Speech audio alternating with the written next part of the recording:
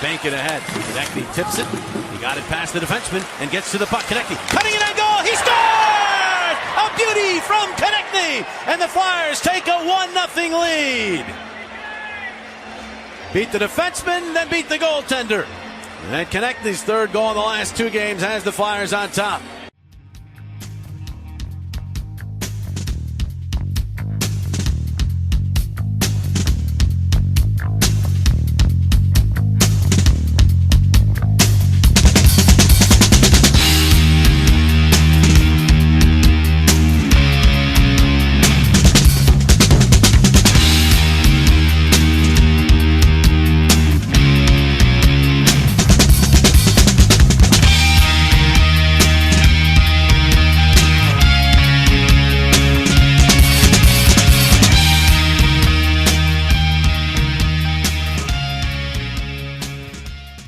Hey everybody, it's Isaiah, and I'm here with Chef B, who's going to tell us about one of our sponsors here. Chef? Yeah, O&B Puckcast is now brought to you by Summit Public Adjusters. The winter months can be especially hard on our homes, from roof damage and peeling siding to frozen pipes and toilet overflows. Call Summit Public Adjusters before you call your insurance company. Dealing with your insurance company can be stressful and confusing.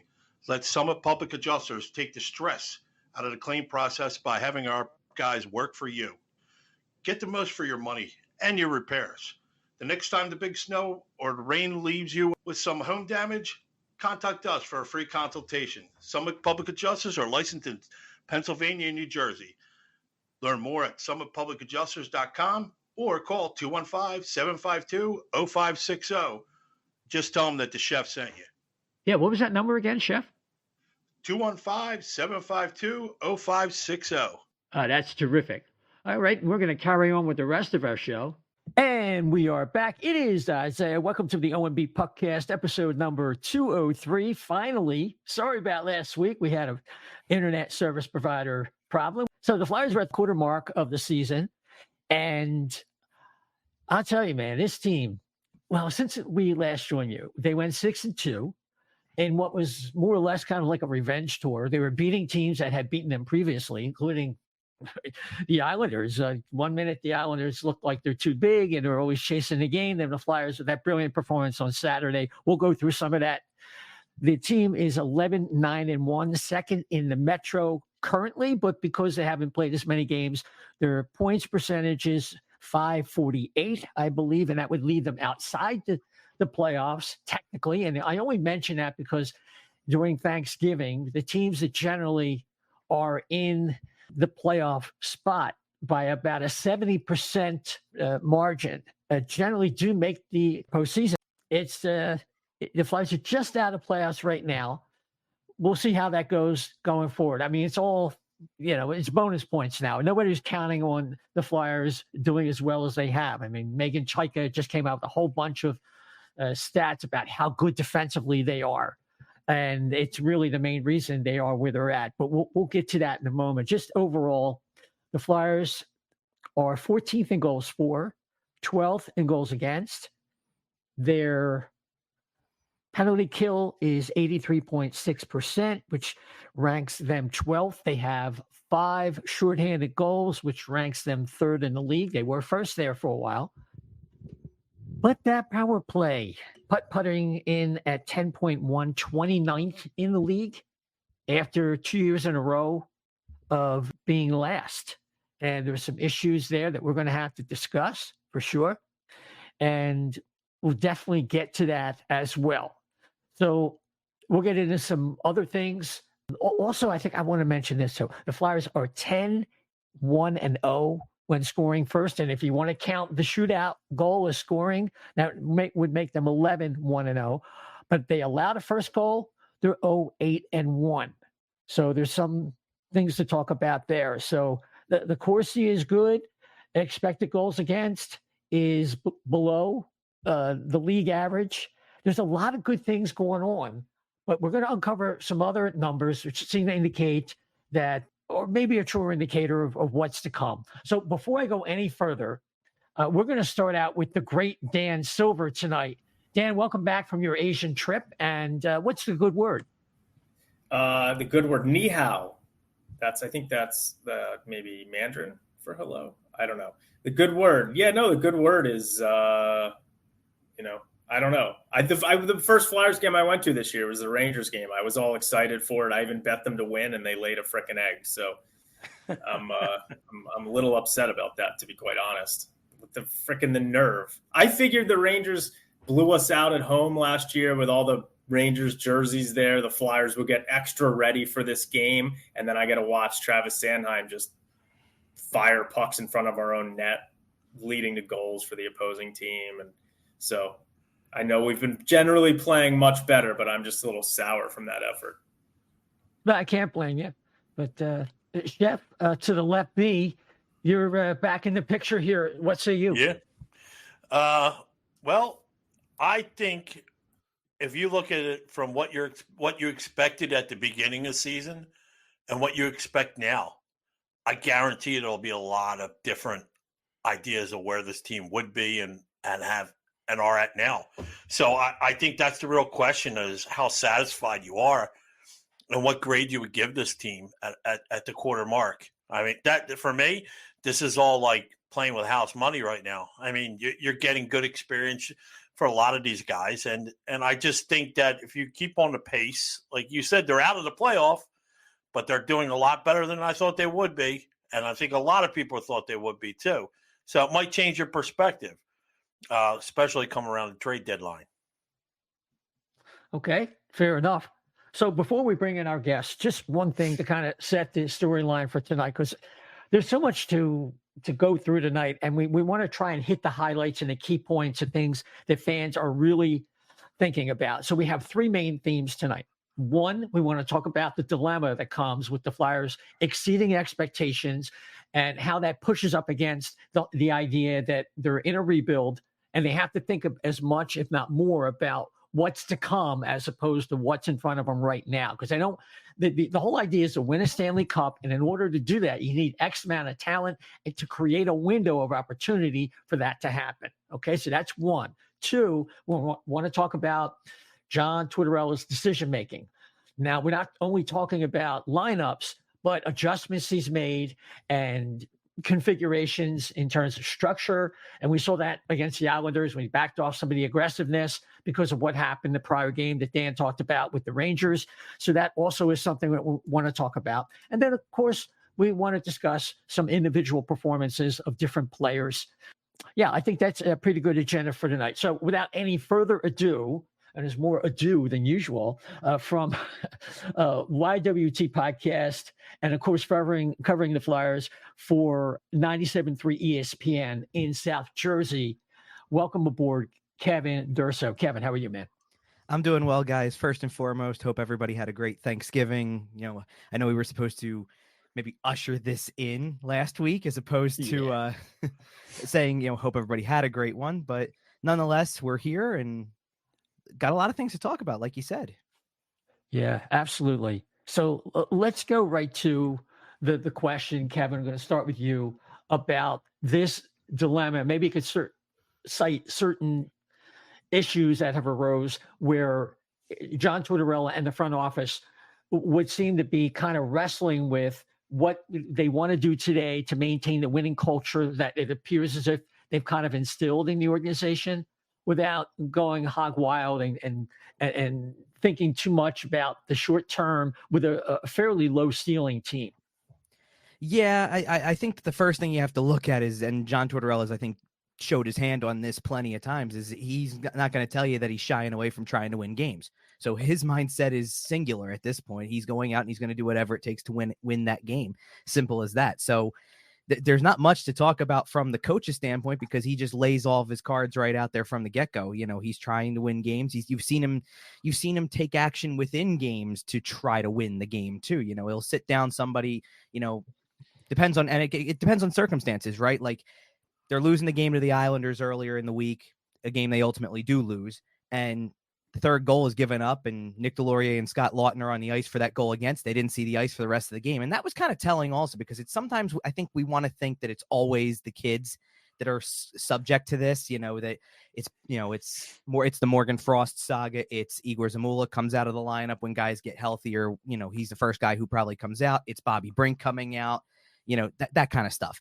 And I think that, maybe they're not coming out of the lineup, but he's not afraid to sit a guy down in a game either. He also did it to Owen Tippett in that Ranger game for a little bit until there was a little bit of a shorthanded situation on the bench where he kind of didn't have a choice. He had to throw him back in there because Noah Cates left the game for a little while. So you see, even guys he's played favorites with, he's still willing to sit them down if something happens. And, I think it just depends on circumstances, but he's doing it, he'll tell you every single time he's doing it to try to win that game. So whatever the decision-making process is, he's doing it from a mindset of winning. But that's got to be very, I don't want to say short-sighted, but like to an extent, that is a short-sighted mindset from the coach, whereas the organization definitely needs to think big picture. And I know what the standings say, and I know what Thanksgiving means in the regular season and in terms of playoff hopes and all of that. But I think that you have to realize, and I think that the Ranger game in particular was a really good example of this, that you're not as talented as a team like that, straight up. And you saw that from the drop the puck, and those first 2 minutes are enough to completely derail your best effort against that team. And they don't have that kind of talent level just yet. And, we still know the best way to get the talent level is through the draft. We still know that the best way to, I'm not sitting here saying that at this point they're going to try to tank it all away and end up with a bottom 5 pick. That's not John Tortorella's mindset. We've known that for the whole time also.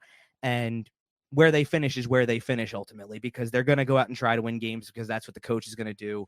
The real big picture scenario really comes down to Danny Briere and Keith Jones in the front office as the season plays out, as the players kind of dictate where this goes. Because let's face it, it's, even though it's the end of November and we're at the quarter mark and Thanksgiving is hit and you can look at all of those markers, there's still a lot of season left ahead of you before you get to the trade deadline. So the players will dictate how involved they are in this race. And, certainly the thing that's really interesting about the standings this year in particular, more than any other year that I can remember recently, is that you get to that Thanksgiving marker. We can look at the teams that are holding playoff positions currently by both factors, by point total and by points percentage. And there's a lot of room for movement here. Like there's probably as much room for movement as I can remember in a long time among a lot of teams. I believe, as I'm going back to maybe a day or so ago when I broke it down kind of on YWT, and we were looking at the same exact kind of figures, that I believe that it was something like from 6th or 7th place. 7th place right now is 26 points. And you can go back and 26th place is 18 points. That's the difference. And the Flyers are smack in the middle of those two numbers, sitting at 23 points. So, 4 points one way or the other, 4 points one way, you're a top 5 team in the standings. 4 points the other way, you're in the bottom 10, and you're right back into that kind of picture. So they really have to dictate where this goes. But I hope that the mindset from the front office is still big picture, that you don't get infatuated with guys who I think are short-term solutions right now to get you through some of these lean years of the rebuild. And you focus more on what can help you get the long-term pieces, and I know we're going to mention specific names down the line, but you guys probably know already. I'm thinking the guys on 1-year contracts, your Ryan Palings, your Sean Walkers, guys like that, who you got to think long and hard about where you think they stand in the organization, and don't lose sight of the fact that maybe it's not worth it to try to play out the season and run the risk of losing guys like that for nothing, or to try to give them a 2 or 3 year extension thinking they can be if they're just not playing up to the level, unlike some other players maybe. And that's why I'm saying there's a long season ahead. Those guys have done well so far, but long season ahead, and we'll see kind of how the fit goes as it goes closer to the deadline. Yeah, Chef. Now, your opinion, or actually all of your opinions, I should ask this. If it comes to a point, do you think, given Jones and Briere's personality, let's just say, that this team is close? Let's just say they're hanging around on the fringes like they are right now, and they're playing good hockey. Not great hockey, but good hockey. And they're becoming a thorn in somebody's side. Are they the type of GM and president? Are they the type of guys to reward their players that have hung in there? And if that's the case, if they're going to reward, that means that, your big pieces that you might want to trade away to get those higher draft picks, like a TK or a Hart, that means they're staying. So they put themselves into a conundrum here, I think anyway, because it's going to be it's for the rest of up until the trade deadline, until they decide what they do. It's going to be mixed signals all the way, in my opinion. Well, I mean, Keith Jones just had an interview where, and I think Danny Briere said the same thing in a Snow the Goalie interview, where he talked about he's not going to lose sight of the big picture no matter what. So what Chef is referring to, and Dan, you certainly weigh in. I just think what that means is they'd be less likely to trade away maybe some pieces. I think, I don't know if they're going to trade Konechny just yet. They might wait, until the summer to do that anyway, but maybe pieces like Lawton and make a choice. Maybe there's a choice to be made if Risto has a comeback. Maybe they want to trade, if they can get rid of Risto, they might want to keep Sean Walker, but they can't keep both and might make decisions like that. What say you?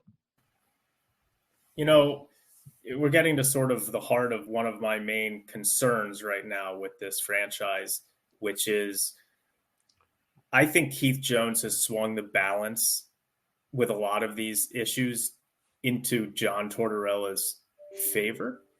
And it concerns me for what the rebuild is going to look like. I'm just going to give a few quick examples.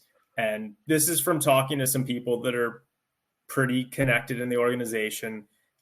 Morgan Frost, for example.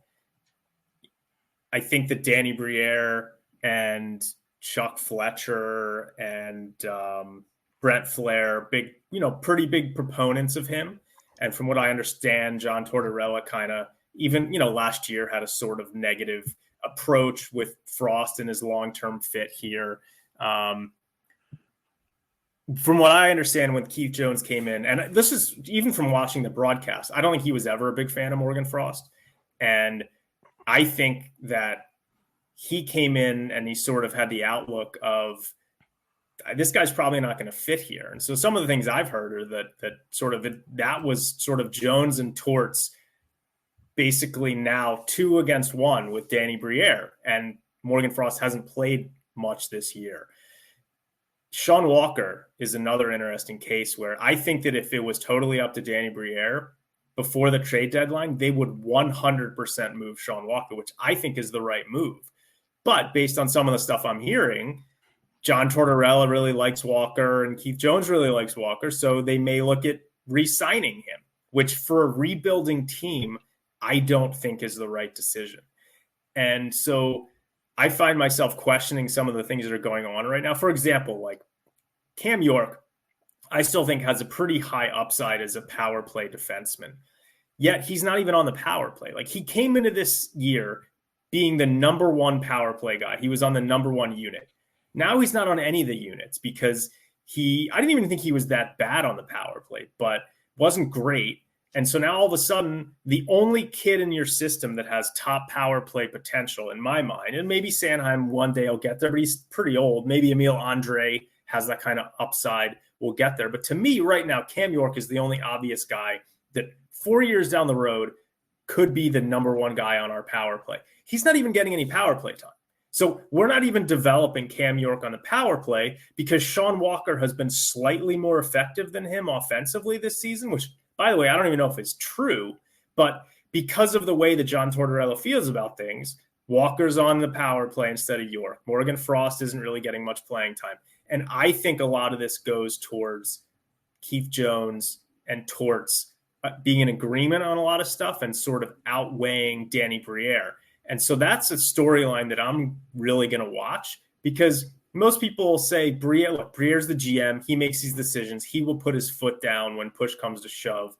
I don't know. John Tortorella is a big personality, and Keith Jones is a big personality. So that's one of the things that's concerning me right now. And maybe I'm wrong. Maybe like the things I'm hearing are incorrect and it's not going to become an issue. But I have concerns about this right now. And, I don't think that I don't think there's any chance they trade Travis Konechny this year. Like, I think they're viewing him probably as a long-term guy on this team, which might be the correct way to go about it because he still is the only borderline elite offensive player we've got. But when it comes to guys like Sean Walker and Scott Lawton, like these guys should be traded if you're rebuilding. I don't know if we're going to. So this is my concern.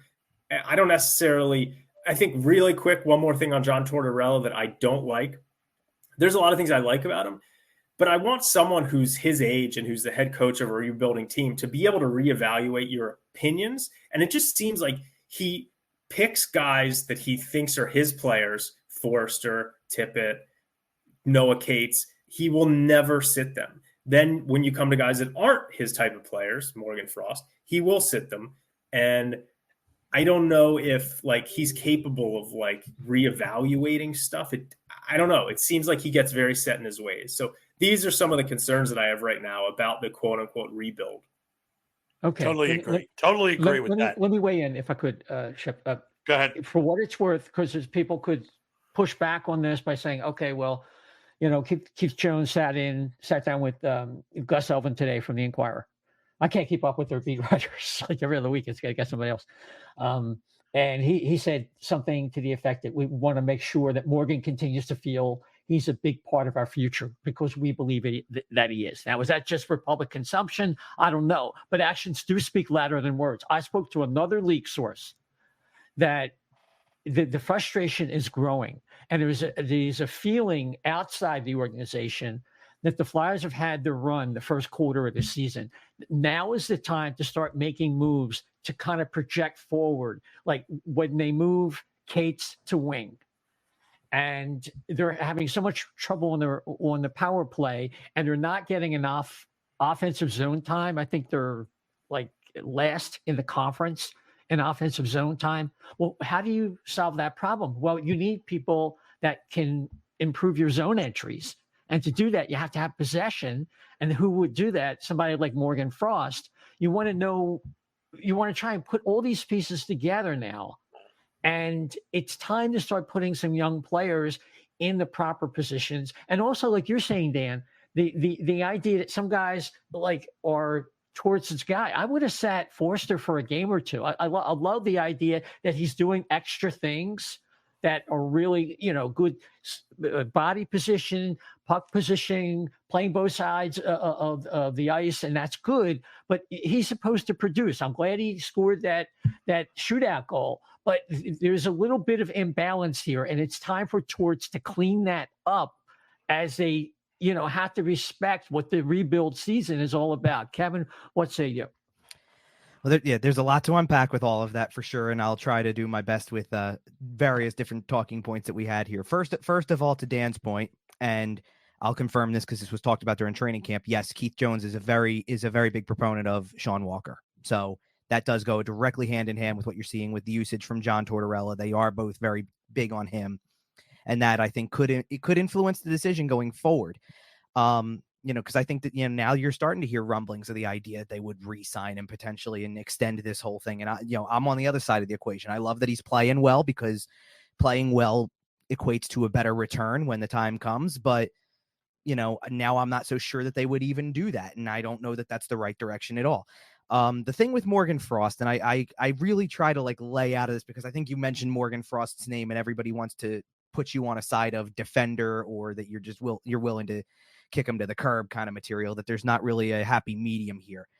The thing with Morgan Frost to me at this point, and there was a lot to unpack with parts of it because you brought up Noah Cates in this as well. And I think that there's an interesting dynamic between the two players in the sense that right now you've got both of them, can you play both of them at center? Of course, they've done that already. You can play both of them at center. But if you really looked at it beyond Sean Couturier, who's the next best true center on the team? It's Morgan Frost, and because Noah Cates doesn't have at center anyway, does not have the offensive prowess that they're looking to try to get from him, supposedly. So if John Tortorella wants to maximize his offensive production, it seems like the best way to get him to make plays, have possession, and get offensive opportunities is to play him on the wing. Well, that would take away from your center depth at that point. So now you're hurting your center depth to do that, to get more offense out of him. So you have to make a choice between which side you want it to be. Tortorella kind of keeps going back and forth with this idea that, because last year it was all about the defensive details. It was defense. They had to build a foundation defensively, all of that. And now this year he's talked a lot more about the offensive side of things, but you still don't want to lose the defensive side. And as a result of that, you kind of have to pick and choose with certain players where they fit best to do what you really want them to do. So in that case, you can either continue to have a really defensive center group and have Noah Cates play center and say, keep doing what you were doing last year and cover all of these, maybe not first line guys anymore, maybe second line now, but still same principle. And to do that, maybe to maximize your offense like you want to, you would want a playmaker in the lineup like a Morgan Frost who can then kind of balance that out. So that this way you don't feel like you're burning your second line center slot on either somebody who doesn't typically play center anymore, like say Scott Lawton, who's kind of played wing a lot more over the last year or two, or that you don't have to put Noah Cates up there and say, try to be an offensive minded guy after all the times we told you be defensive minded at center. So that's the part that's baffling, is you're putting guys in a bunch of things, and it kind of turns into a situation where it's like, taking the, square peg into the round hole, trying to figure out a way to force feed this down, down your throats of, this is how we're going to set the lineup. And you may not be putting players in their best opportunities to succeed. It's the same thing kind of with Tyson Forster, like you guys brought up. Forster has done a lot of those extra little things well. And sure, maybe that's your merit system for keeping him in the lineup, but what's his calling card as an NHL player? He's got a great shot, and you want to see him use it, and you want to see him turn it into offense. And if that's not happening, then something's got to give at some point, because you need to build his confidence in that respect. That's what you want him to do more than anything. Yes, I know that playing away from the puck matters and playing defensive structure matters, but it's not going to be the end all be all if you don't want to constantly try to have to win games 2-1, like if you're trying to build the offensive side of things. And that comes back to your power play too, your power play that lacks a lot of dynamic elements to it, because it's easy to predict. Do they move the puck around the perimeter decently once they get possession and once they get entry? Sure. They gain entry a little bit better this year than they were last year. I'll give them that. But I see the structure. They run this 1-3-1 structure. And a lot of time, to me, it's predicated on, or at least I think the end goal that they want to have is that you get it to the bumper position. You get it to whoever it is. And in some cases that's been Forster, that's been, it kind of has gone all over the place. Forster's played there, though. Usually Sean Couturier has been playing below the goal line. You kind of pick and choose. I think Konechny and Atkinson have been playing the flanks, and then usually Sanheim's your point guy, right? That's at least the top unit. And I don't think they ever get it to the bumper position on that power play, because it's so easy to predict. They go, there's a lot of passing between the two flanks and the point man, and kind of goes back and forth. And I see them from that retreat more than attack. They're pulling back towards the blue line to try to continuously reset, and it leads to easy clears for the other team, because you just create a turnover out near the top and you're getting it down the ice, and that kills the power play momentum. That's part of it. And they don't make adjustments to that. That's the thing. Like we've talked, like we want to talk about making adjustments and things like that. That's one area I haven't seen them make an adjustment yet this season. And they don't make adjustments in terms of personnel, like we've talked about with, Sean Walker's on your second power play unit. Where's Cam York at in this situation to at least see what he has for this? Because he seemed, I agree. He seems like a logical choice. He ran power plays at Michigan. He ran power plays for USA national teams. Why can't he run a power play for the Flyers? Because John Tortorella is being stubborn about it and has a preconceived notion about what kind of defenseman he is versus Sean Walker, and he'll play the guy he wants to play. So that's exactly where your concerns are coming from, is that's where the voice becomes the loudest. Whose voice becomes the loudest in the room when it comes time to make those decisions? And I do agree, one of the things I think that I agree that he does have a tough time making those, maybe resetting his mindset on certain players in season, at least. I think he's done it a couple times with players, from one season to the next, I'll say, because I think he's done it with Sanheim from last year to this year. But once you're into the season and once he's in kind of his, the wheels are in motion in terms of, kind of going with the flow and how he sees it, he doesn't change his mind on a player during the course of the year. He just kind of continues to drill that point home until everybody else just accepts it as reality, because like that. And that's the way I feel about Morgan Frost at this point, is that eventually you just sit there and, the math is the math. They've played 21 games. He sat out 11 of them, figure it out, he sat out 10, 11 of them. You know what I mean? Like if you're at the 50%, 50% rule there, you kind of understand that at this point in time, he can tell you it's not personal, but it's personal, this guy's in a doghouse. That's just the way it is. And well, speaking to my that, way of the highway, speaking to that, mm-hmm. By all means, I love Forrester. I think he will be somebody fun to watch somewhere down the line. I think he's going to evolve into a very decent player that we're going to enjoy for a couple of years. That being said, the guy, like you said, known for his shot, the way he gets the puck off his stick is so fast. The only time yet we've seen it actually hit the net is when he was on, when the shootout, and that was it. I mean, he missed, and I counted 7 to net 7 times in a row. if one of your strengths at that point, I don't care what Bobby Brink is doing. Bobby Brink came in, scored a goal, and got an assist, and then got set for his troubles to bring in Morgan Frost. But yet, that's that same game, he couldn't hit a net. Forrester couldn't hit the net. And I'm not saying he's a bad player, and I'm down on the player at all. But at some point, he did it to Tippett, right?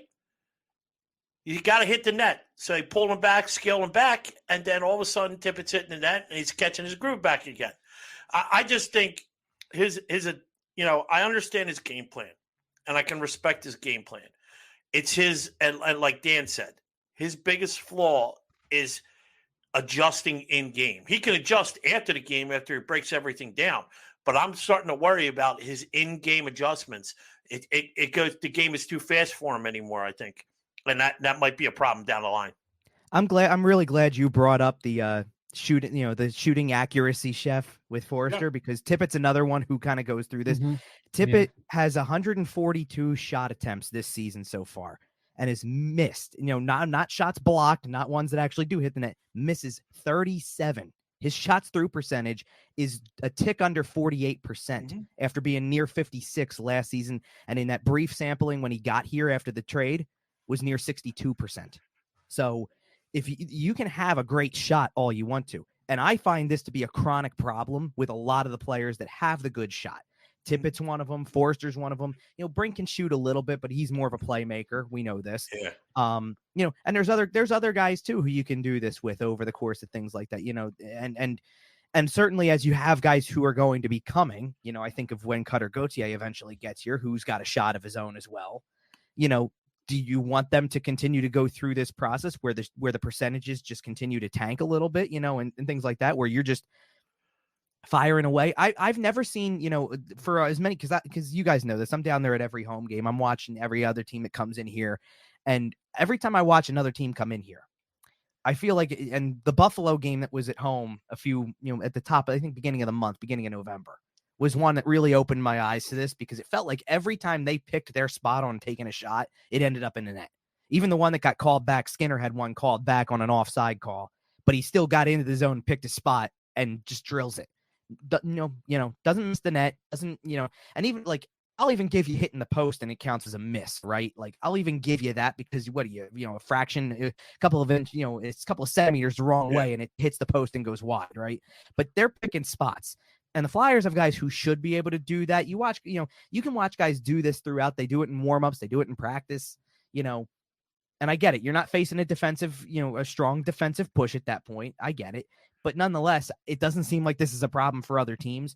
And it really speaks to, they've got skill coaches. They've got things like this. You really can get a shooting coach in here who can actually help you with these things, especially these younger players who you're going to link so much to, like Tippett, like Forrester.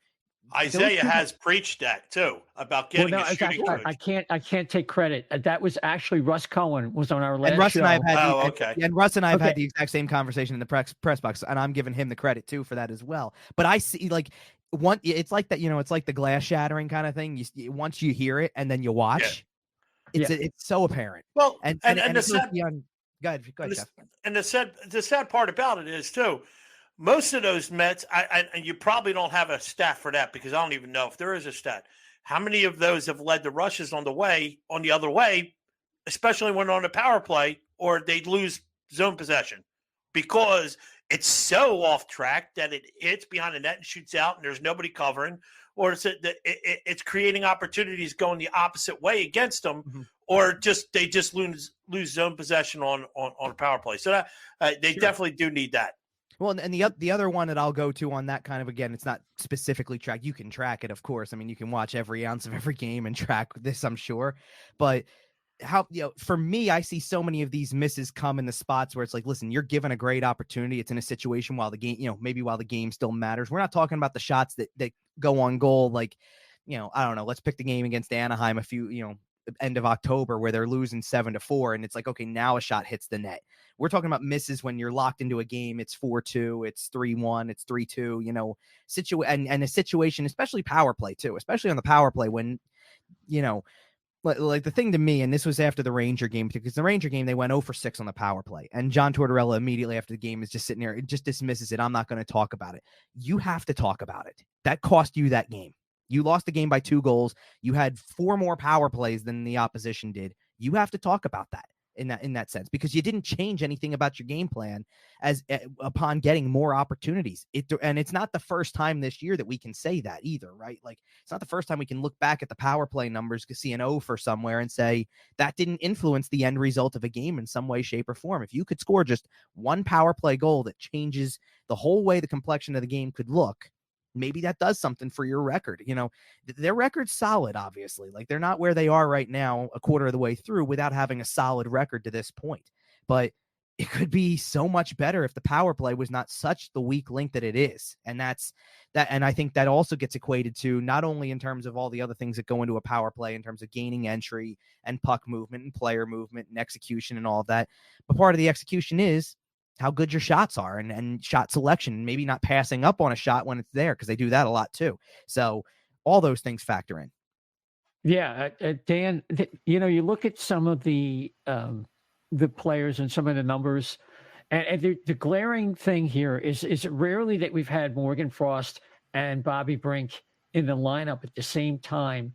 And it seems as if with the kind of problems they're having, with the possession number I was talking about earlier and the things you brought up about the power play and Cam York, I think it is time to kind of make that change. And I think it is reasonable to wonder whether Tortorella is willing to be able to, to make that shift.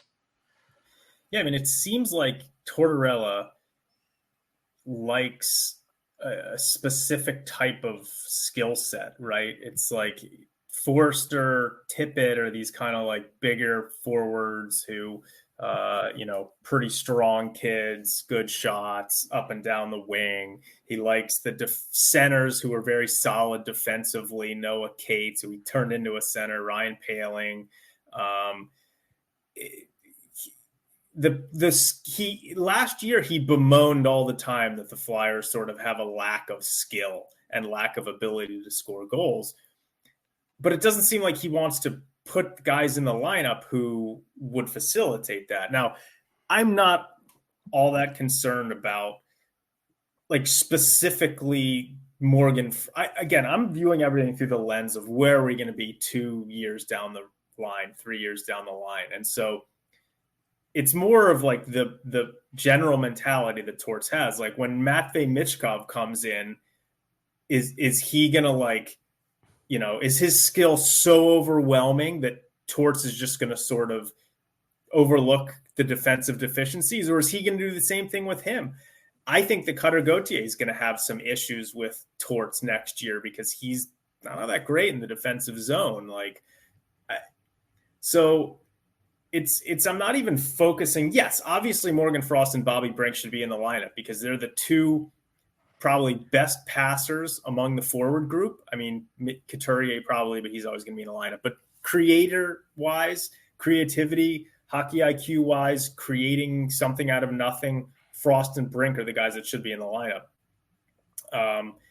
It's just like I'm at the Rangers game on Friday, and I see a roster when you look at everyone on it who you could create 3 decent scoring lines. And what John Tortorella did by basically moving Paling up, Frost isn't in the lineup. You've basically got like one scoring line with Couturier, Konechny, and then the other lines he's created are just kind of like mud. It's just kind of like blah. And it could be changed with both Frost and Brink in the lineup. Again, I don't think Morgan Frost is going to be here next year. I don't think, just because I think Torts and Keith Jones have made their mind up on him. But it's just about moving forward. Like, what I was going to say is I need to see they have to have a good power play. It came up today. Someone posted Shane Gostisbehere's numbers this year. I put a post out there on Twitter. Like, he's got 18 points in 19 games. He's not good defensively, but you have to have a good power play in today's day and age.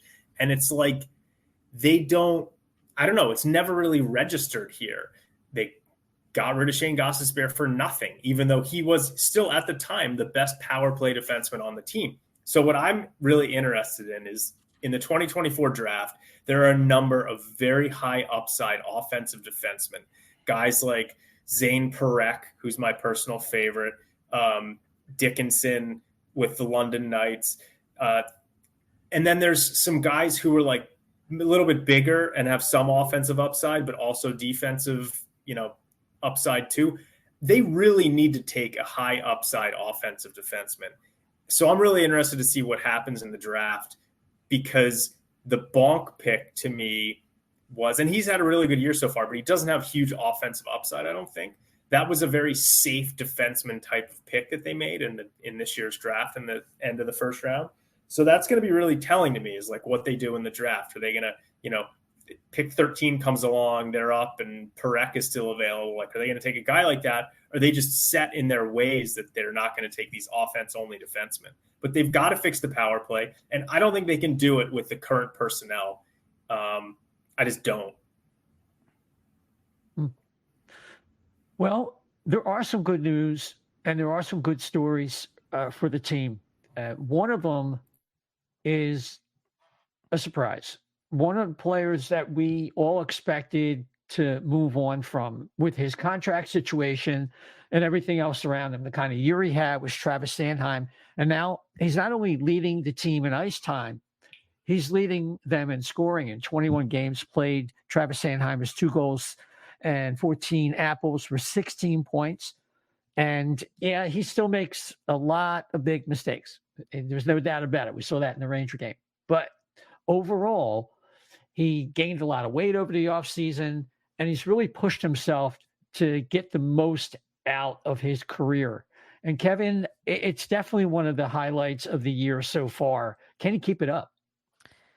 I certainly think they have to hope so, because they really lacked, to me anyway, coming into the season, they lacked what I thought would have been anybody who qualified as anything close to a number 1 level defenseman. I mean, even Sanheim as a top pair defenseman was a bit of a stretch to me coming in. I feel a little less hesitant to say that now, because I think he's shown he can handle the ice time. I don't know about the points, maintaining that points. I don't know if that's sustainable, but I will say for him, that, when I was on last with you guys, when we kind of previewed the season, I had this team finishing pretty low in the standings. And one of the big reasons was I didn't like their defensive core on paper. And Sanheim has been one of the big reasons why I've been proven wrong. I didn't expect this from him. I didn't expect the points. I didn't expect him to handle the ice time. Does he make mistakes and have adventurous shifts sometimes? Absolutely he does. None bigger than the one that Dan hit right off the top of the show against the Rangers. It's just it's a flat out bad play. And you got to own it, but to his credit, he did own it after the game, and also said that he has confidence in that play because he makes it 99% of the time. And, so he'll go out and try to do it again. And I think, Tortorella talked extensively today in particular about the mentality of that and having a mindset of that kind of changes the way things are. And I do think Sanheim's really got that going for him now. I think he got, in addition to, the muscle that we're talking about and all the other offseason things he did, I think he got a thicker skin a little bit, because I think you had to when you were in trade conversations, and it was very public that you were, and, he had every right to kind of come in with the wrong mindset, the wrong attitude about it, because he was on the trading block in June and July, and then he wasn't anymore. He was going to have to, and I think that kind of comes into play with Tortorella as well, where it's like, I think the thing that Tortorella just kind of bridges off of the conversation we were just having too with Tortorella is that when he has a mindset on specific guys, and there's not exactly like in the case of Morgan Frost, for example, there's not a long-term future that's carved out already in terms of contract. He's got a 2-year contract. That's not that long to consider, but Sanheim's got the 8-year extension that just kicked in. And so when that doesn't get traded and it doesn't seem like there's any takers, they thought they had a deal in place. Torrey Krug says, no, I'm not doing that deal, or I'm not waiving for that deal. And that kills it right then and there. I think there's a conversation that has to be had from the guys at the very top of the front office that says, listen, he's not going anywhere because we couldn't move it. And the no trade just kicked in. So you know what? Make it work. And I think that changes the mind, hopefully changes the mindset of the coach a little bit. But the player, I think, also had to realize that, you got to put all the other stuff that happened in the offseason in the past and focus on playing. And he did. So, so far, that's definitely the case. I mean, let's face it, guys, he's second in the league in average ice time, and by like a very small margin too. Like John Carlson's leading at average time on ice at 26 minutes, 12 seconds, and Sanheim's at 26:01.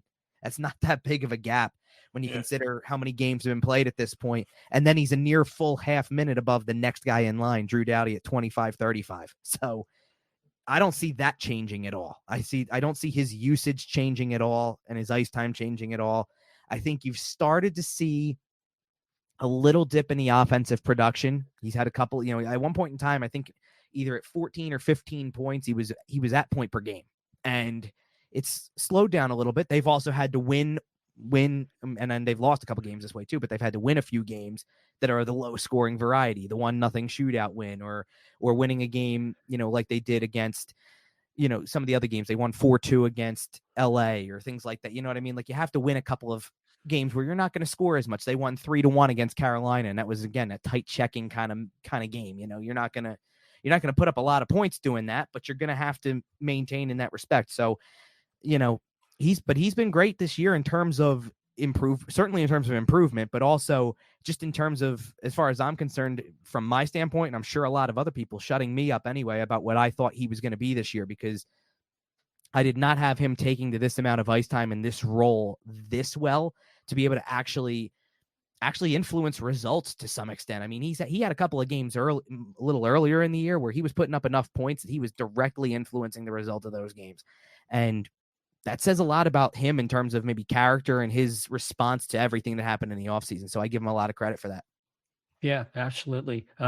Another player, now he got off to a rough start, was Samuel Ersson, whose numbers are really not that great. I think he's rocking if you want to call it rocking, an .881 save percentage right now. But for November, he's at .926. So he's kind of like, he's becoming the guy we thought he was. And then it kind of gets into a discussion about something we talked about with Jason Martinez. It's like, with the uncertainty around Carter Hart, and knowing that goalies today generally don't, the idea is they play about 55 games. If you can get the rest of the games for Ersson and get him in there like one every 3, every 4 at the most, you'll keep up, his consistency to the point where you'll have flexibility. If you do want to move on from Carter Hart, you'll have a decent sample of games with Ersson. So you're kind of balancing a couple different things there. So, Chef, what say you in that regard? This is a tough one because you need a number one goalie, and I don't know if Ersson's proved it yet. So I'm hanging, not yet. But I'm hanging on. Yeah, but I'm hanging on to Carter as long as I can, because until somebody makes me an offer I can't refuse. Or if this turns around faster than we thought, like Dan said, a year or two, what's next year or the year after? I'm looking at it like, okay, what's in the pipeline? What's going to be number one? What's this team going to be like when Mitchkov is here and you have Mitchkov hitting, Gauthier hitting, and you still have Konecny, a couple of bit players here and some pieces, but now you ain't got the goalie you need. So, This is the double-edged sword of, this is the predicament, and this is the conundrum I talked about at the beginning of the show. This is what they put us into. Now you have to sit there and go, do I hedge my bets and go, well, maybe we are better than I thought we were, and I don't want to be looking for a goalie 2 years from now when we got one of the best players in the league coming in. So I'm confused. Yeah, I mean, the problem with Carter Hart for me is he's been hurt every year. And it's the track record of tying yourself up with a goaltender long-term in the league, generally, unless you're talking about top echelon, has not been that great. So it does concern me. And I like the fact they have organizational depth. But you're right. If this thing, it moves along faster than we think, then we might be, crying in our beer, wanting that number one. If a guy like Samuel Ersson can't become that player, I don't know. Another player who's rebounded 14 even strength points, Joel Farabee. We could use some more on the power play, but I'll take that. He looks so much better this year, stronger on the puck. And Dan, he seems to play very well with Bobby Brink. So you would think, okay, I know they want Cates and who was it? It was Cates, Tippett, and Frost. Okay, fine. So you can have Farabee with Brink, and I would try to foster something there because those guys work well together. And I saw a little vignette that was the Flyers put out today. Those guys communicate really well, and there seems to be a mentorship between Farabee and Brink. Yeah, and Farabee was really, I mean, I think a lot of us sort of predicted that he was going to have a bounce back season because he was very good at the start of his career. Then he had the experimental, upper neck surgery or whatever it was. Replacement. And, yeah. The replacement, spine surgery and disc surgery. And he didn't have a really chance to work out leading up to last season the way that he would have wanted to. And he just didn't look quite as strong as he looked in the past. And Torts didn't take it easy on him. But towards the end of the year, he sort of started making comments that, we'll see what happens in the offseason and going into next year. I think Joel Farabee is, in my mind, is the likeliest candidate to be like a captain of this team in the next coming years. There are some articles written in the offseason about how he took a number of the younger players under his wing, had them living with him in the offseason.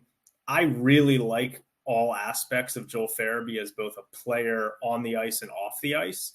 I'm really happy to see how he's playing this year. I just think he's one of the next generations of leaders for this franchise. And yeah, I totally agree with him and Brink. I think they should have them together as much as possible. So, I think that, I think it was predictable with Farabee. I'm very happy to see him playing this way. He's such a solid player, such a solid person. And what's he on pace for? 30 this year, or like 30, 31, somewhere around in there, I think. Goals right now.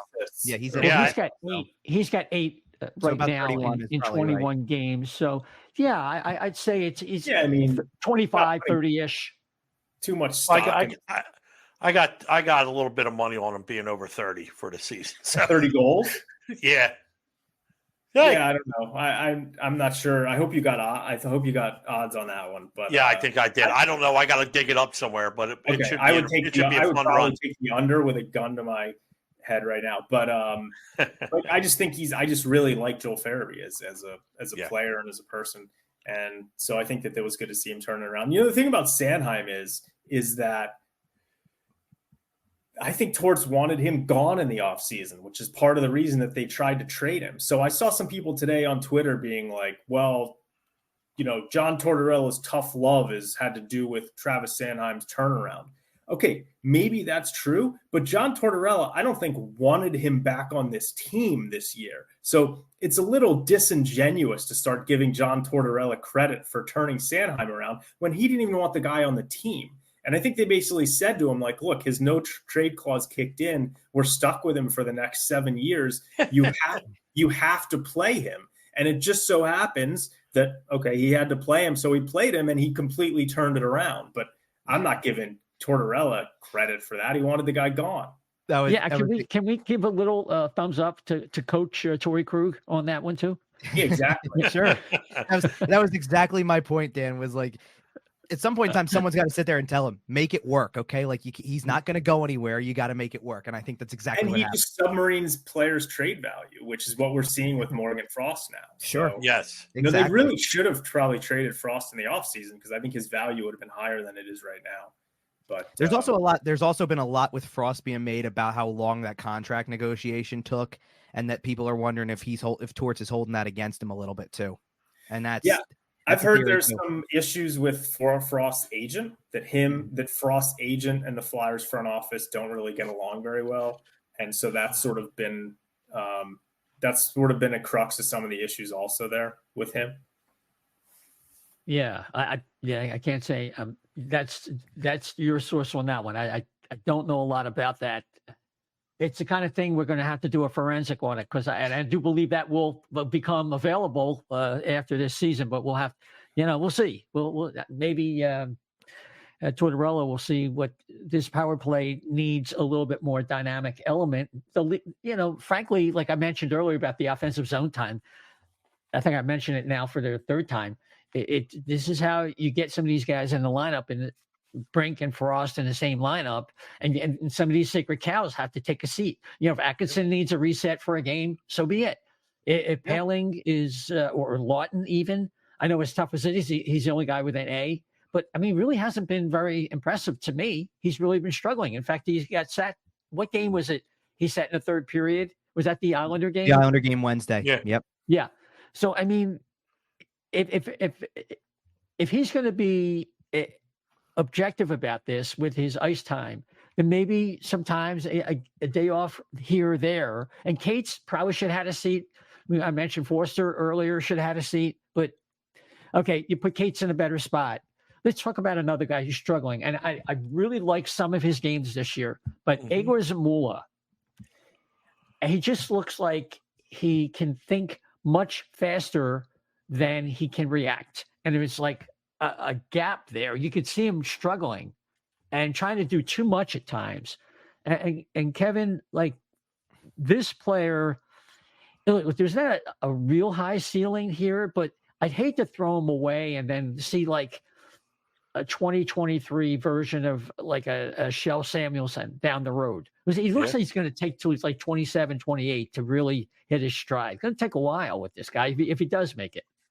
Yeah, I think there's at times people forget that he's an undrafted free agent that they signed, and he wasn't a guy who gets drafted, and has that high ceiling coming right out of a draft year kind of thing and all that type of stuff. And that means there's going to be growing pains. I mean, like, let's face it. The same kind of thing happened when Phil Myers was coming through the system, and it was like, this guy was going to be the next best thing and going to be a top pairing guy and also, and then you kind of realized, that's not realistic. It's not, whatever it was, in the early going, maybe when he played well, it wasn't going to be sustainable, that kind of thing. I like what he's done. Like, I liked what he did over the offseason because he came in and he was clearly bigger. That's one of the first things for Zamula. He definitely came in clearly bigger from the offseason. So that should help. I kind of wonder, and this kind of goes back to what Tortorella was talking about with Travis Sanheim a little bit, in terms of the mental side of the game a little bit, because I wonder if the mental side is what really is catching up with him. Because I think that there's a lot of things he can do. I think he can be a good defender. I think he can play penalty kill. I think he can do all that type of stuff. I've seen even like hints of offensive in his game, where look at the play where it was all the way back in the home opener, but look at the play he makes to score his first NHL goal. It delays. Yeah. Waits to get it through, a shooting lane. He had so he's got some prowess there. He can do things like that. I just wonder if, like you guys are saying, maybe either he's thinking it too fast and then can't execute that fast, or just even the mentality of, again, maybe it's whether it's the in and out of the lineup or the mistakes he makes on the ice. You know what I think it is, Kev? You know what it is? It's his inability to make the decision right away. Sure. Because if you see him, even those plays when he kind of breaks up the play at the blue line, he's kind of like leaning back, but because he's got that huge reach, he's able to poke it away and save himself a couple of times. When he's been good, it's when he's committed. I'm committed to the puck. I'm committed at the high on the blue line, that this is my blue line and you're not taking it. That's when he's been successful. And when he's up there and he's getting those shots from the point, they're actually going through more than probably a lot of the other guys on the I don't know if that's an exact stat. I got to look that up, but he's getting his shot. His shots were going through as opposed to some of them off to the side there. Sure. And let's put it this way. I think a lot of that's also confidence because, I think that's one of the key differences between Sanheim and Zamula too. Sanheim makes a big mistake, owns up to the mistake, says I'm going to make the same play again or attempt to make the same play again because I know I can do it. Zamula makes a mistake and I think he second guesses himself.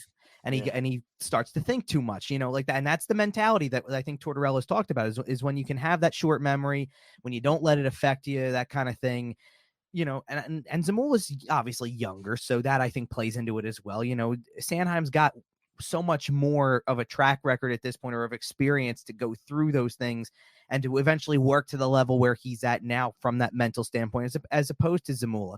Let's just, one of the things that bothered me earlier in the year that Tortorella had said about Zamula was when they sent Emil Andre down, he said Zamula was in the same boat. And couldn't be further from the truth because you can't send him down when he's not waiver exempt or you're going to lose a 23-year-old defenseman for nothing, and I can't think, let's put it this way. The reference I used when we did YWT a couple days ago was right before that second Islander game on Saturday, the Islanders claimed Mike Riley off of waivers because they needed another defenseman. Adam Pelech just went on LTIR. They lost Sebastian Aho for a few games, or at least for the time being, because he's on IR. They need a defenseman. Do you think if there was a 23-year-old defenseman who makes less than $1 million floating out there, that there wouldn't, that they wouldn't take a guy like that and try it out? I think they would, and I think a lot of teams would. So he's not in the same situation, and you have to work with him to try to see, and if that means in and out of the lineup a little bit, I understand it. It just can't be regular, like he's got to play. Like you can't just sit him in the press box and say, learn, I don't see how that benefits anybody. It doesn't, to me, it doesn't benefit any of these younger players, like for the length of time. Like he did it with Brink too, a couple of weeks ago, where it was Brink was pulled for supposed to be, I guess, for a game. And then they won a couple. And then it's like, well, now he misses 3 in a row. So like, you can't be toying with guys like that. I don't think, especially the younger guys who you claim, to have such a key part of this future and things like that. So that's the part that frustrates me, but Zamula's learning. And that's the part of it. Like you have to kind of deal, this was what Tortorella had talked about at the beginning of the year, that maybe you need to heed your own advice kind of thing, because how many times did he sit there and say it was going to be this kind of thing, a horror show, as he called it, right? It was going to be a horror show some nights defensively.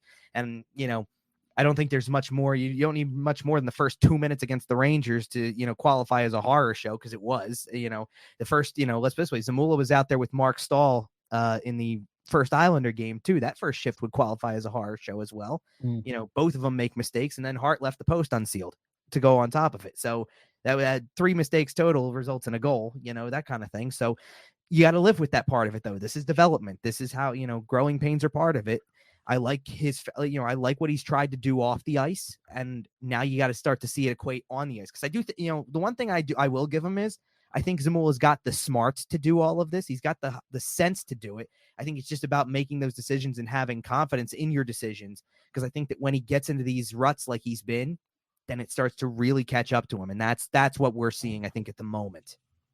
Yeah, it's a processing issue. Dan, 2 of the roadblocks for getting some kids more playing time seem like immovable. I don't know if you want to call them barnacles, because I've really been happy with Garnet Hathaway bringing it every night in terms of competing and showing some level of skill. Of course, Nick Delorier, and it would seem some nights one of those guys, especially Delorier, could sit. Delorier's getting up there. He's been leading the league in fights for the longest time. And you can't do that every night. And it is a bit of a roadblock. And that fourth line has kind of diminished in its effectiveness as we've gone on. It's not going to get any better, regardless of who's at center, unless I put Couturier in there, So what has to change there besides the obvious, well, one of them's got to sit? Yeah, I didn't really mind the fourth line at the beginning of the year because it was sort of a set line, right? You had Hathaway, Paling, and Delorier. I didn't really view it as taking playing time away from the kids because I don't really want a kid who's going to have a big future here on that fourth line. Now, you've moved Paling up to the top 9, Lawton centering the fourth line sometimes. I still really don't have much of an issue with Hathaway or Delorier in the lineup. I do kind of like what they bring. I think it's the rest of what's going on. I guess you could drop Delorier out of the lineup or Hathaway, on a game by game basis, and then put Forster on a fourth line wing and give him some power play team, and then maybe it's like Lawton, Forster, and Hathaway or something. I guess my concerns with the development are not really with guys like Hathaway and with, Hathaway and Delorier. I'm more concerned when I look at some of the stuff going on with the defense. Like I said, I don't know if Zamula is part of the long-term plans here for defense, but I know that Mark Stahl isn't. So I don't, Torts talked about how young of a defense we had and they wanted to bring in some veterans. If you look at the defense, if Zamula is not playing, it's actually a pretty older defense. So that's kind of like a misnomer too.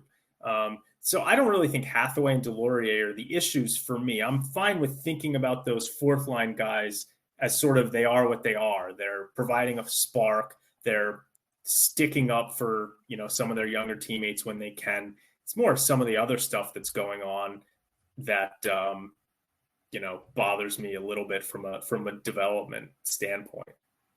Yeah, I guess I'm thinking like Paling and Lawton are guys that can kind of move down and open up some spots if one of those guys is not playing. But I hear what you're saying. So Ristolainen is an interesting player. Kevin, is he part of their future, or is that a silly question because that contract is not really movable, or maybe he continues what he did last year and he becomes attractive to some teams? I could see that as well, being a right-handed guy who seems to have found a way to stop plays and be a really good defensive defenseman.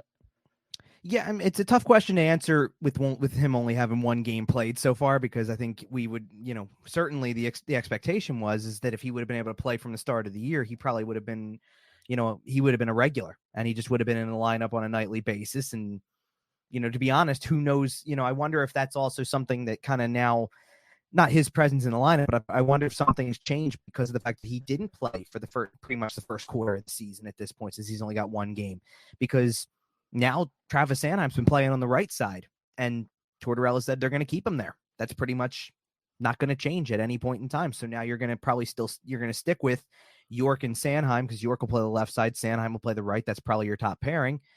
And then you got the rest, so I guess the concern would be, and it goes to Dan's point, when they take like someone like Zamula out of the lineup, they're not a young defensive core at all. And this, despite what they wanted to tell you at the beginning of the year, I guess you can talk yourself into being younger when you're playing Zamula and Emil Andre makes the team and gets into a lineup and they're all in at the same time.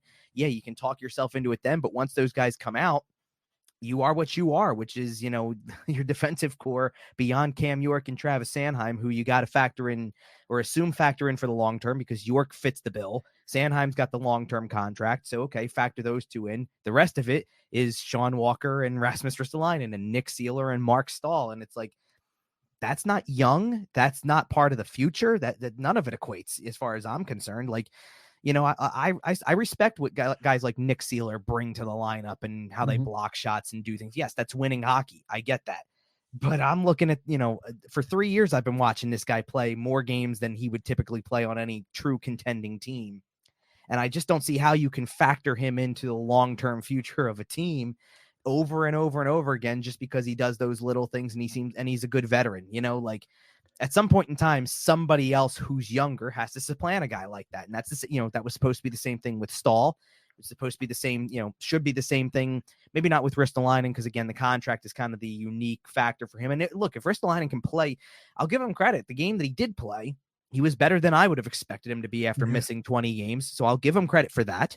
But he has to play that consistent level and show that he can play to the level that he kind of did last year for me to believe in it and to say that he's definitely a part of this thing. But you got the other three guys. And again, Walker's another player to me who has exceeded my expectations wholeheartedly. I give him full marks for that. But that doesn't change my opinion of what he is in this whole picture. Well, let me ask you. Give him the credit. It's not fair to, I don't think it's not fair. It's not fair to York. You're asking him to play above what, his ceiling is. He should be and he could settle into a very solid number 2, but in Sanheim, you could debate that all day if you want, but it's kind of not fair to those two to be carrying that burden when, they're where this team couldn't go out there and find.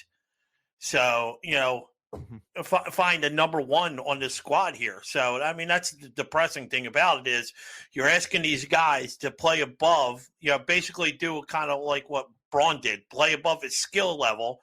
And it's not fair. It's not fair to them. And it's not fair to, to the team, because you're doing a gross misjustice to the defense. Dan, anything? No, I mean, nothing really specific to add there. I mean, this has been a show heavy with sort of where we looking at guys and how they fit into the development timeline and how the coach and the GM and the president of hockey operations all view them. And so for me, it's just looking at the long term. And so it's not as much how specific guys fit as looking at how they're handling those specific guys is sort of educating me on how they might handle it in the future. And it's giving me some concerns. Rightfully so. Yeah. So Dane, you got a scoot, you got an appointment you got to get to. So any final thoughts before you do that? No, again, I'm just, I'm not as concerned about what's going on now. I'm not as concerned about specifically where they're going to end up drafting, because at this point it's probably going to be between 8 and 14. Looks like I'm more concerned about how the roadmap's going to play out in the future, because I don't want to get stuck in another rut where we're just looking at the same types of players on this franchise that fit the model of what the coach wants, and they sort of overrule Briere on stuff. So yeah. Okay, fair enough. So Kevin, we're going to start winding down here. I just wanted to ask you if Emil Andre is kind of like the next big event on the Flyers defense to kind of take a peek into the future, and maybe he has some answers on the power play, because he looked about as dynamic as anybody on that blue line in that perspective.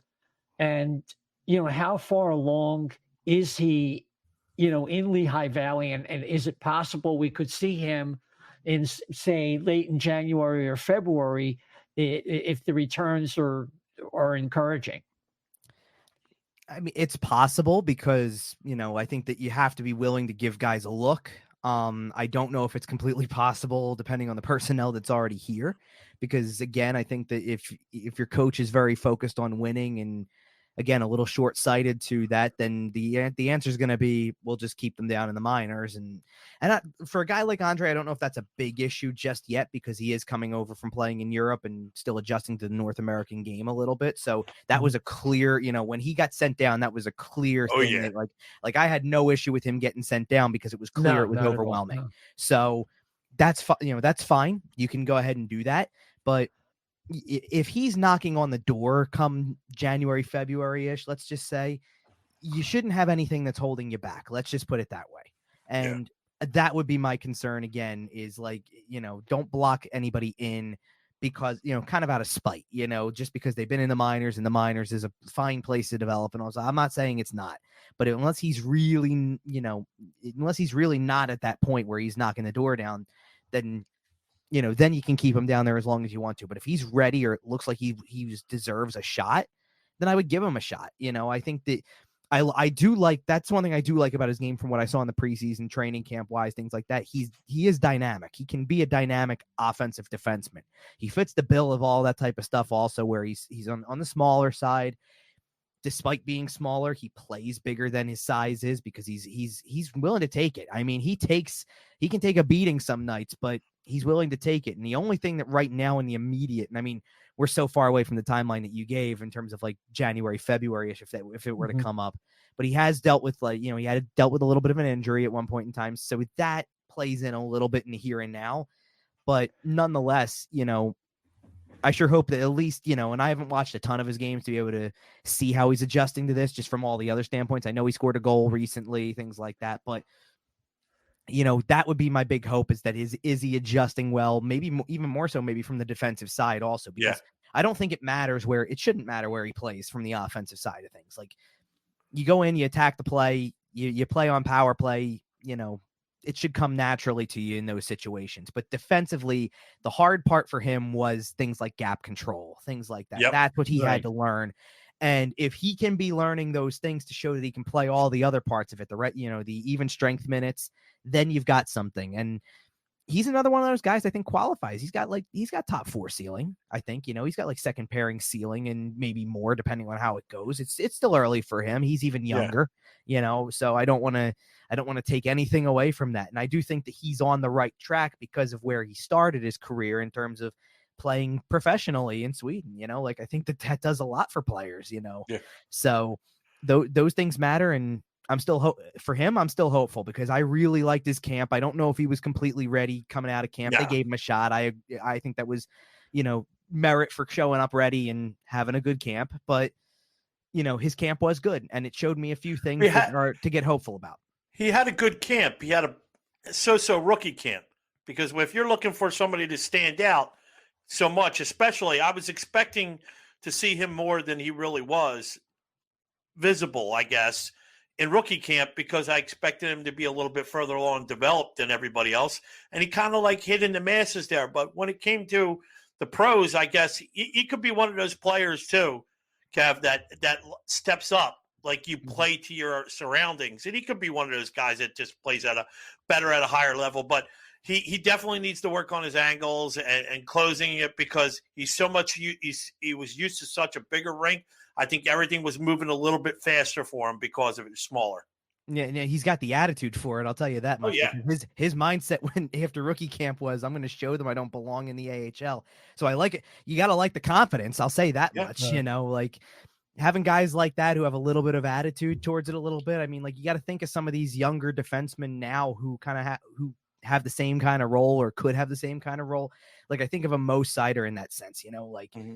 Go out there and play like that, you know, play with that attitude that, you know, I belong here. I'm a top guy, and then see what it turns into, you know? And so I definitely think that he's got a bright future. I don't think there's any question about that. It's just a matter of when and the timing of it, and making sure that if you do give him a call up, that you're doing it for the right reasons, and it's to actually play him, not to do this kind of yo-yo thing that they do. Yeah. With like they've done with Zamula, like they've done with some of the other young kids. That's the only thing to me. It's consistency of it. You got to play. Like you just got to play. You have to be willing to part with a Stahl or Sealer at that point, and it's just time to move on. You know, and Sealer is playing his way into being a guy who could get you a 3rd round pick. Absolutely.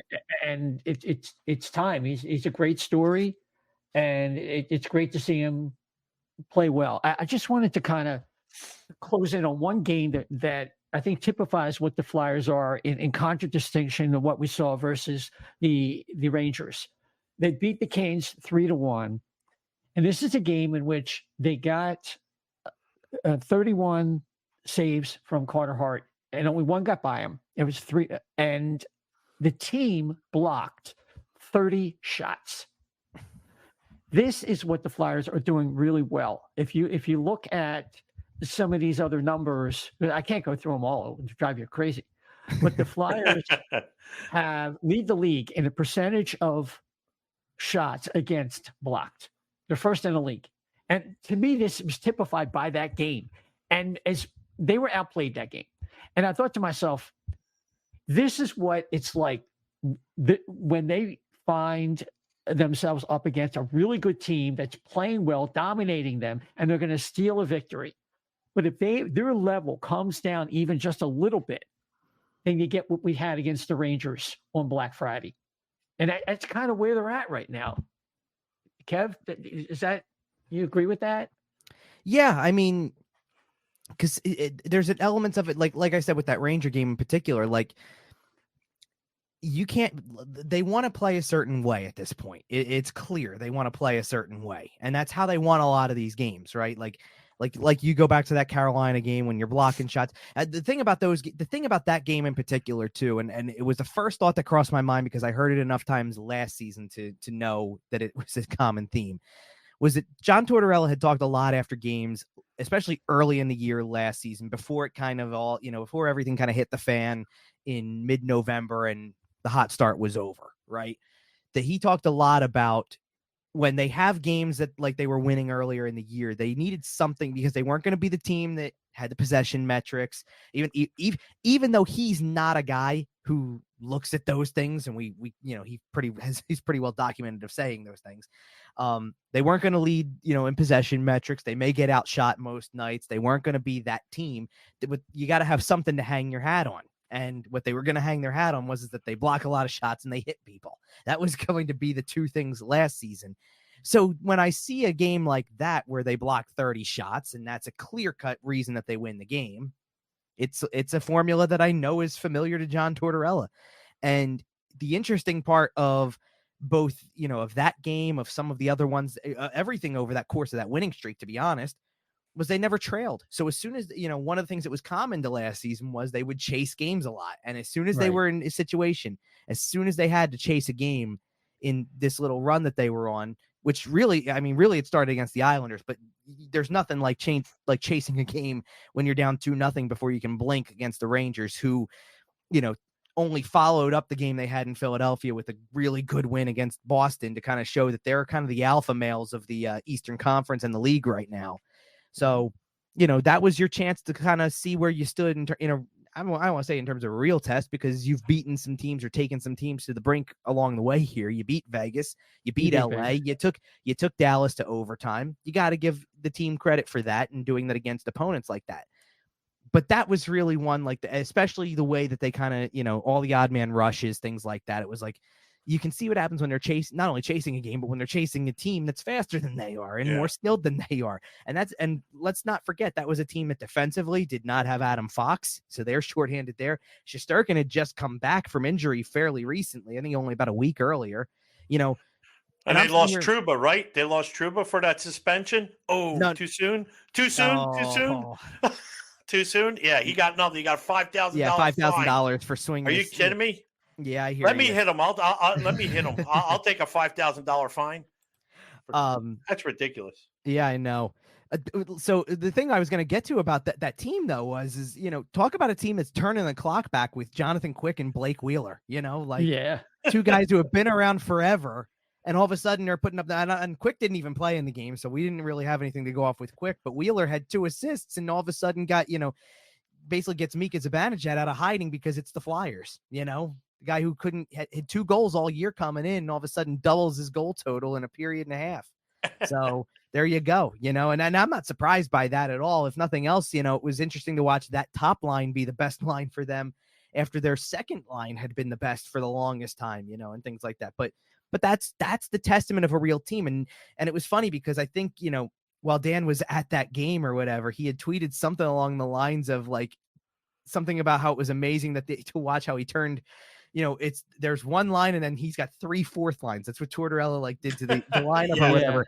And I'm sitting here going, do you see what the other side has though? Seriously, for a second, look at the Rangers and a true 1 through 4, rotate them like normal. And there's elements of it that I can make fun of along the way with the Rangers, like the Peter Laviolette first year effect. That's very real, by the way. But nonetheless, it kind of is true because, and we already touched on a couple of points about that, where it's, if Bobby Brink and Joel Farabee have good chemistry, then put them together. If Morgan Frost and Owen Tippett have good chemistry, then put them together. And you could turn it into beyond, I'll give you the first line. It looks like a normal line, Forrester, Couturier, Konechny. Okay. It looks like a line. And if Forrester can break out at some point, you got something there, because Couturier and Konechny have obviously had really good starts. But you could be doing so much better with all of the other ones there. And maybe that's a way, Noah Cates, if you put him between Farabee and Brink in that situation, maybe you don't like that. Maybe you don't have to move him to wing to unlock something there. Certainly is that an easier way to do it because, go look at his college numbers, go look at all that type of stuff. Is there a way to see when he was playing one style versus another? Of course there is. But is there also a way to do it where you put 3 guys together who may just work? It goes hand in hand with what Dan was saying also about the idea of the Hathaway-Delorier dynamic also. They can both be there, and if you put Poehling between them and just establish that as the fourth line that's going to get 7 minutes a night, then give them their 7 minutes a night. It's fine. It's the rest of it, though, because it's the idea of beyond the first, however many games you do, maybe doing it for a game or two, the idea of elevating Poehling because you want to put him in more offensive situations. After a while, you're going to see that, okay, did it work for a game? Sure. And then after that, it didn't work, and he has his role. He's a good fourth line center for you. That's as far as you can take it. Put everybody else in their right spots. And, and the funny part is there's 2 guys who are become odd men out kind of in this situation based on all of these combinations I've just given. And it's 2 guys who Torts loves to death and probably doesn't want to sit down for a game. And if that's the case, then make a hard decision somewhere else, because the 2 guys I haven't mentioned are Cam Atkinson and Scott Lawton. Yep. And it's you got to make hard decisions here, and you got to make decisions that go towards your future, and especially if there's guys with chemistry. I mean, Brink came back into, I don't know if he was back into the lineup or whatever it was, but playing against the Islanders, you're pushing that entire third period. You're trying to get anything. You're down 3-1 the whole way, and you decided to shorten the bench no less. You put, Lawton and Delorier were sat for the rest of the period from the point that third goal went in. And who connects finally to get you back to within a goal so you have a fighting chance in that game? Brink finds Farabee. There's the chemistry. There's a guy who I'll know where you are. I'll find you.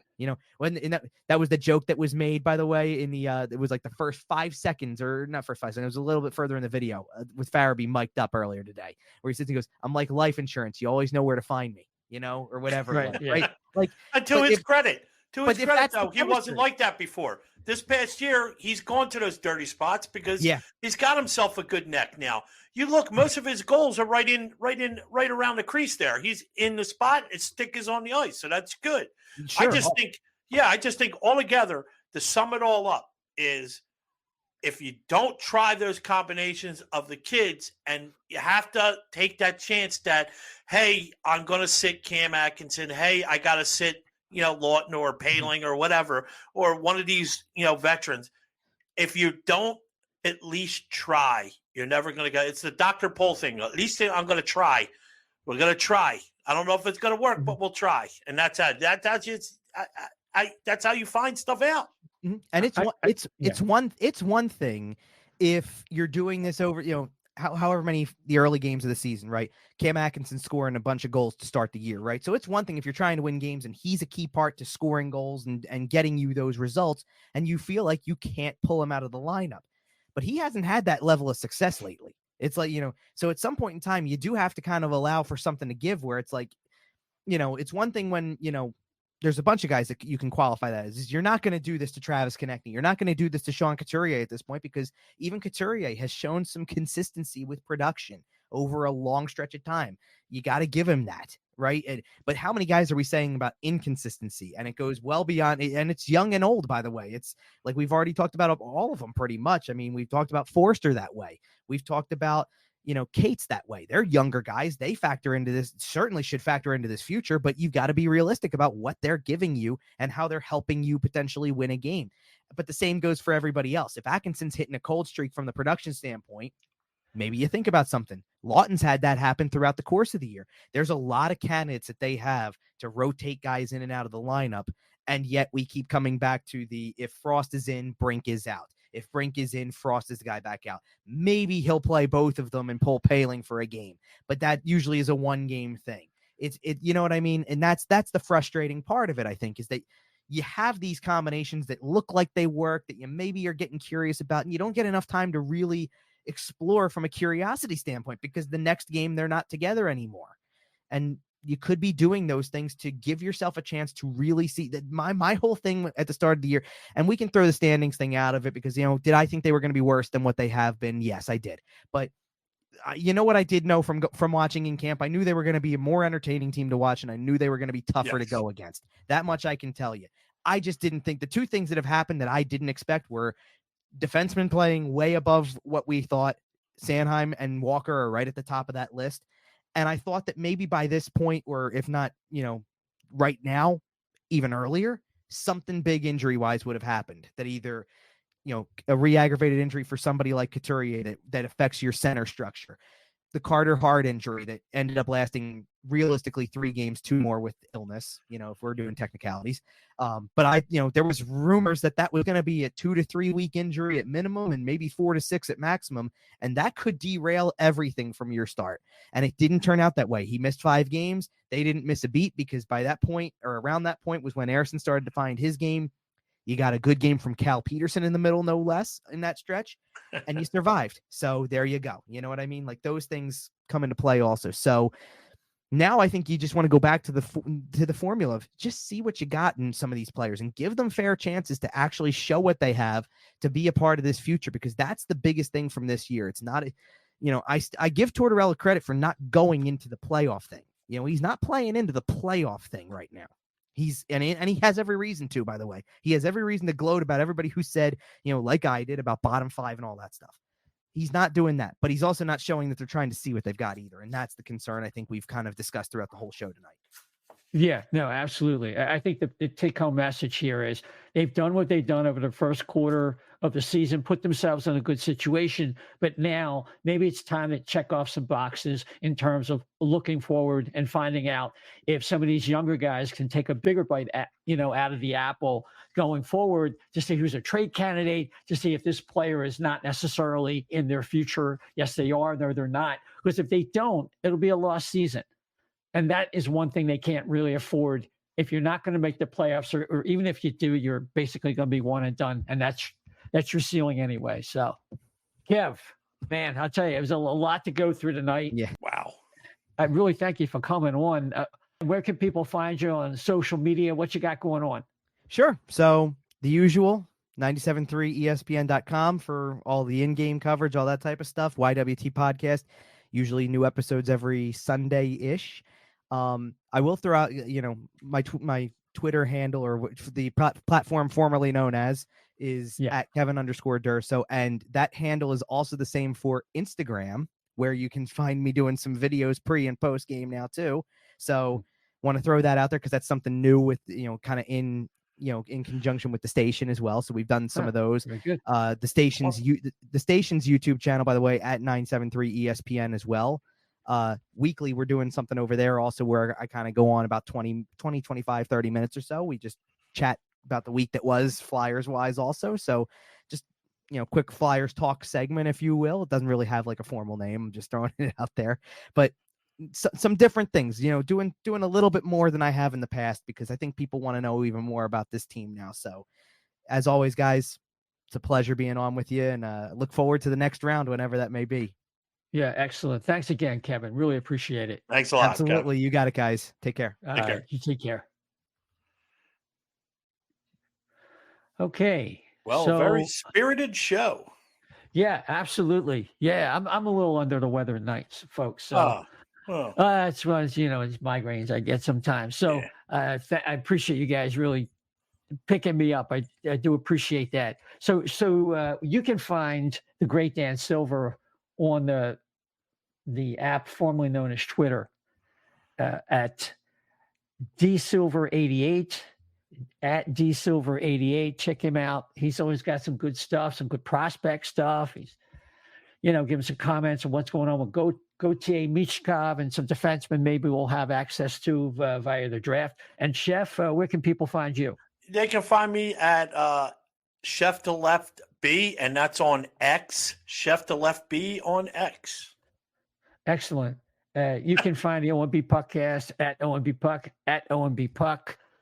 And of course, if you would follow, rate, and subscribe us on Apple, Spotify, iHeart, TuneIn, Amazon Audible, Google. We have a YouTube channel. Just plug in there, O&B Puckcast. We have a Facebook page. And it really does, if you could subscribe, like I said earlier, it really helps move us up the charts when people are looking for a Philadelphia Flyer podcast. Gets that algorithm going in our direction. We really do appreciate your support. The Flyers are going to play tomorrow night versus Carolina, another tough game. They play the Devils on Thursday. And then we have the Pittsburgh Penguins in Pittsburgh on Saturday. And they come back and play Monday, the 4th of December against the Penguins again. So it's a bit of a tough little stretch here. So somewhere in there, or perhaps right afterwards, we will see you back. And we'll see how the Philadelphia Flyers do. And we'll see if John Tortorella makes some of those changes that we talked about, maybe a little more open for some of these guys to come in and line up and strut their stuff. Anyway, until then, everybody, take care.